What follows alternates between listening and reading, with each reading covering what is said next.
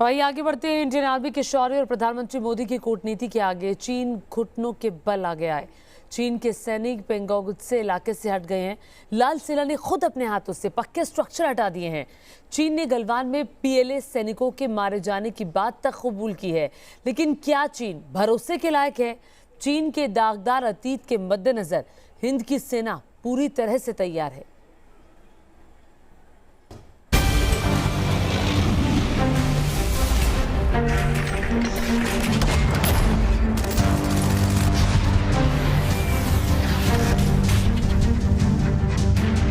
गलवान से लेकर black top तक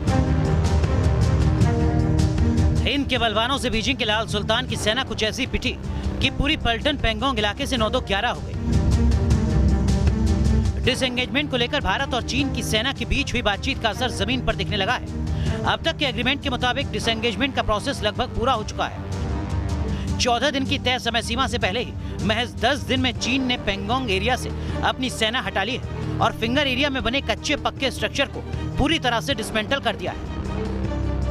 Galwan, Gogra post, hot spring के इलाके में पहले से ही सेनाएं एक दूसरे से दूरी बना चुकी हैं, जबकि देपसांग का विवाद पुराना है, जिस पर नए सिरे से बातचीत होनी है। गलवान से लेकर पेंगोंग तक और बर्फ से ढकी कैलाश की पहाड़ियों पर मोर्चेबंदी कर भारतीय सेना ने ड्रैगन को अपनी ताकत का एहसास दिला दिया, जिसकी कतई उम्मीद न पीएलए को थी और न ही जिनपिंग की सरकार को।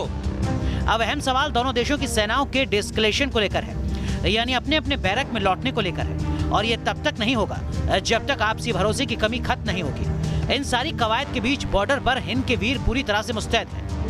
The disengagement is only between the armies. As far as border guarding force, we will continue there at all our BOPs. We will continue to conduct our patrols, short-term patrols, short-range patrols, long-range patrols. So our patrolling will be strengthened more.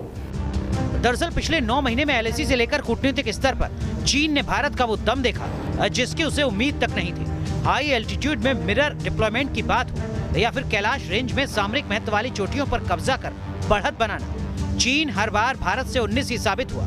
भारतीय सेना के इसी दमखम का नतीजा है कि अब स्टेटस को की स्थिति लद्दाख में बनती नजर आ रही है। डिसएंगेजमेंट के प्रोसेस को तय समय सीमा से पहले पूरा कर चीन ने दोनों ही देशों के बीच तनाव के बर्फ को पिघलाने की कोशिश जरूर की है, लेकिन जब तक पहले की तरह दोनों ही देशों के बीच भरोसा बहाल नहीं हो जाता, डीएस्केलेशन का प्रोसेस शायद शुरू नहीं हो पाए। ब्रिटिश विकास राय के साथ मधुरेंद्र कुमार, न्यूज़ नेशन, दिल्ली।